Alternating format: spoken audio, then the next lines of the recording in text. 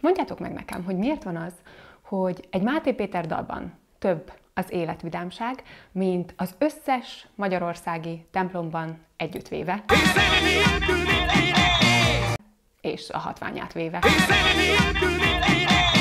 Sziasztok! Ez itt a Hitfluencer csatorna, és a mai videóban arról lesz szó, aki nélkül a kereszténységnek annyi értelme van, mint a folyónak. Víz nélkül, a nyárnak napfény nélkül, vagy a háznak tető nélkül, vagy Máté Péternek zene nélkül. Ki másról is lehetne szó pünkösd alkalmából, mint a Szentlélekről. Maradjatok velem, akkor is, hogyha nem vagytok keresztények, nem vagytok vallásosak, mert ez a videó direkt úgy készül. Előzetesen annyit szeretnék megjegyezni, hogy én gyakran a Szent Szellem szót használom, ez azért van így, mert egy olyan bibliafordítást olvasok, ami ez a bevett, és nagyon tetszik, mert valóban a héber és a görög nyelvben is meg van különböztetve a lélek és a szellem egymástól, én már ehhez hozzászoktam, és ezért ebben a videóban igyekszem néha szerintem a ti kedvetekért szent lelket mondani, de egyébként én már a Szent Szellemet szoktam meg. Ennyi bevezető után akkor vágjunk is bele, pünkösd alkalmából a Szent Szellem személyébe. Először elmondok néhány tényt róla, utána pedig elmondom nektek, hogy mi történt pontosan pünköstkor, amikor megalakult az egyház. Tehát a Szent Szellem az ott volt a teremtéskor, ott lebegett, olvassuk a Mózes könyvében, hogy ott lebegett a vizek felett, és akkor Isten szólt, hogy legyen világosság, és lett világosság, tehát részt vett a teremtésben. Aztán a Szent Szellem ott volt Jézus foganásakor, a földi szolgálata során, amikor csodákat tett, és Jézus Krisztus feltámadásakor is, feltámasztásában is részt vett. Következő fontos dolog, hogy a Szent Szellem a Bibliának a szerzője. Az áll a Bibliában, hogy Istentől indítatva, Szent Szellem által inspirálva írtak Istennek, vagy beszéltek, szóltak Istennek a szent emberei. Itt annyit szeretnék megjegyezni, hogy iszonyú sok kereszténnyel, református katolikus találkozók, akik képtelenek a Bibliát, vagy legalább az Új Szövetséget elolvasni. Én nem vetek rájuk követ abból a szempontból, hogy tudom, hogy a Biblia tud unalmas lenni, csörögni, zörögni, és így nem szólni. Mindaddig, amíg a Szent Szellem nem kapcsolódik be, és nem kezdi el magyarázni. De onnantól nem bírod letenni. Attól a pillanattól kezdve nem tudod félretenni, minden nap akarsz majd belőle fogyasztani. Körülbelül olyan, mint hogyha egy CD-t úgy szólaltatnám meg, hogy így a kezedben ütögeted a tokjával együtt, úgy milyen hangot ad, és milyen hangot ad úgy, amikor beteszed a CD lejátszóba, és elkezd szólni az, ami rajta van. Na, ilyen az, amikor a Bibliát csak úgy olvasod, hogy nincs ott a CD lejátszó, csak csörög-zörög, próbálsz valahogy dűlőre jutni vele, és milyen az, amikor bekerül a szerző kezébe, és ő elkezdi neked mondani, hogy ott pontosan mi történt, és azt hogy kell érteni. Keresztelő János mondta Jézusról, hogy én ugyan vízzel keresztellek, mármint Keresztelő János, de ő, aki eljön, az nagyobb nálam, és ő Szentlélekkel és tűzzel keresztel majd titeket. Én nem tudom, hogy akkor azok az emberek ebből mit értettek, de Keresztelő János azért ezt bátran kimondta. A Szent Szellemet a világ nem fogadhatja be, nem tudja befogadni. De azért érdemes hallgatnotok, mert így legalább reklámot csinálok, hogy miért ne maradjatok a világban, és miért legyetek képesek arra, hogy befogadhassátok a Szent Szellemet. A Szent Szellem az, aki elvezet bennünket minden igazságra, itt az alételje szó szerepel, és nagyon érdekes, ennek most olvastam, hogy ez szó szerint, ez azt jelenti, hogy elrejtetlenség, vagyis, hogy amik rejtve vannak az ember elől, a láthatatlan világból, azt a Szent Szellem tudja nekünk elrejtetlenné tenni, elvezetni minket az elrejtetlenségre. Hát ezt szerintem be kell lássuk, hogy az ember vak és bugyuta Istennek a dolgaihoz. Ezt nekem mondta! Nem tudjuk felfogni, egyszerűen tényleg olyan, mint... Tehát, hogy vak. Igazán vak? Igen. És süket. Mi van magával, süket? Igen. És a Szent Szellem tudja ezt a spirituális vakságot és süketséget felszámolni, és elvezetni minket az elrejtetlenségbe, amikor már megértjük a dolgokat, és meghalljuk a dolgokat. Jézus mellett tanúskodik, ez a következő. Nagyon fontos, hogy Jézus földi szolgálatát rengeteg ember látta, amellett nem kell nagyon tanúskodni, hogy Jézus csodákat tett, hogy Jézust keresztre feszítették, ez történelmi tény. A feltámadása mellett is vannak emberi tanúk, a tanítványok, a mennybe menetele mellett is vannak emberi tanúk, de hogy mi történt a mennyben, arra egyetlen egy tanúnk van, és az a Szentlélek. Ő látta, hogy Jézus Krisztus nem kikapott a mennyben, nem ki lett onnan utasítva, nem küldték vissza a pokolba, hanem megdicsőítették. Vagyis a mennyei Atya elfogadta azt az engesztelő áldozatot, amit Jézus Krisztus bemutatott, és megdicsőítette, és olyan nevet adott Jézus Krisztusnak, ami minden név felett való név, és minden térd meghajol rá. Emellett a Szent Szellem tud tanúskodni. Következő fontos dolog, hogy Jézus Krisztust magasztalja, nem Máriát. Ha értitek, mire gondolok, de nem akarom a Mária dogma harcos képviselőit nagyon megsérteni, de tény, ami tény, emberek, hogy a Szentlélek Jézus Krisztust magasztalja, és nem pólyában tartja. Innen jut eszembe egyébként még egy történet, megengeditek, akkor elmesélem, hogy láttam egyszer egy videót, ahol egy tömeg csillogó szemmel lelkesen dicsőítette Jézus Krisztust, és mit tettem? Balgamódra elolvastam a kommenteket, és volt ott egy olyan komment, hogy ennyi állt ott, hogy köszi, maradok inkább református.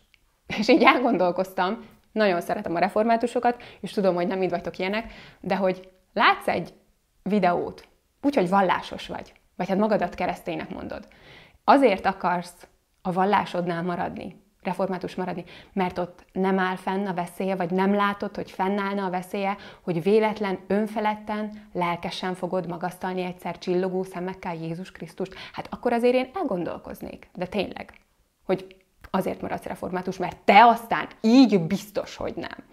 Akkor miért nem maradt inkább az ember csöndben? De egyébként válveregetés nekem, mert nem válaszoltam semmit, csak így elgondolkodtam, hogy öcsém, tehát, hogy marják falják egymást a keresztények, és akkor ez a legnagyobb problémájuk az egyik csoportnak a másikkal, hogy lelkesen dicsőíti Jézus Krisztust. Hát emberek, ez kéne, hogy legyen az alap. Tehát ha valamiben, ebben egyet kéne értenünk. Lehet bármiben másban teológiai vitánk, de ebben nem. A Szentlélek Jézus Krisztust magasztalja, és akinek ez fáj, vagy nem tud ilyenben részt venni, bocsánat, de hát ő még nem részesedett a Szentlélekben, akkor ezt kimerem jelenteni. Akkor ennyi bevezető után érezzük ugye a súlyát, és a Szentlélek az, aki felkészíti az egyházat, hogy szép mennyasszonyként találkozzon a vőlegénnyel, Jézus Krisztus. Tehát nélkülözhetetlen az egyházban. Majd elmondom, hogy hol is jön a Bibi, de még előtte elmondom nektek, hogy mi történt pünköstkor. Do it. Amikor pünkösd napja eljött, a tanítványok Jeruzsálemben várakoztak, ugyanis Jézus előre mondta nekik, megígérte, hogy elküldi majd a Szent Szellemet, és ezért ők ott Jeruzsálemben várakoztak, és egy szívvel, lélekkel együtt voltak.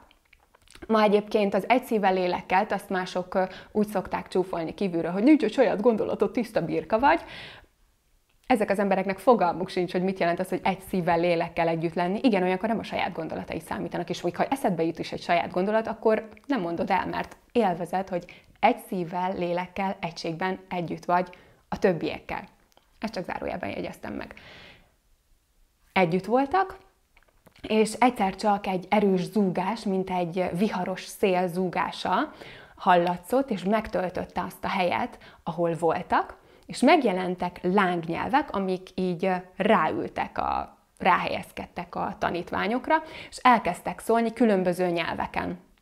Olyanokat, amiket nem értettek, és összecsődült a lármára a tömeg. Nagyon sokan voltak ekkor Jeruzsálemben, ugyanis ez egy zsidó ünnep, a Sávuót, és erre fel kellett jönni a hívő zsidó embereknek ünnepelni. Tehát nagyon sokan voltak ott, és hallották, mert hogy ez lármás volt, nem valami csendes áhítat, hanem lárma volt, és oda mentek, és akkor néztek, hogy ez mi, hogy ahányan jöttünk a római birodalom különböző területeiről, mindannyian a saját nyelvünkön halljuk őket beszélni, a tanítványokat beszélni.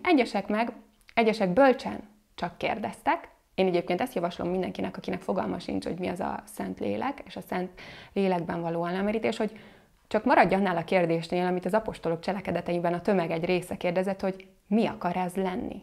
Mert egy másik része a tömegnek nagyon hamar diagnózist hozott, és azt mondta, hogy hát ezek biztos, hogy részegek. Szóval úgy nézett ki az egész jelenet, mintha egy csoport részegembert láttak volna. És akkor egyszer csak Péter felállt, nagy barátanom mondta, hogy nem részegek ezek, hiszen a napnak még csak 3. órája van, ami 6 órától számítva a 3. óra, tehát reggel 9 óra volt, amikor ez történt, és akkor Péter tartott egy nagyon tüzes prédikációt, és elmagyarázta az írásokból, Jóel proféciájából, hogy mi történik most, hogy ez az, ami Jóel profétánál állt, hogy az utolsó napokban Isten kitölti a szellemét fiúkra, lányokra, fiatalokra, idősekre, és álmokat látnak, látomásokat látnak, profétálnak. Bebizonyította ezután még több írásból is, például a Zsoltárokból, hogy Jézus Krisztusról szólt az, hogy nem hagyod lelkemet a Seolban, nem engedett, hogy a szented rottadást lásson, és elmondta az embereknek, hogy ők tanúsítják, hogy Jézus Krisztus feltámadt az, akit ti keresztre feszítettetek.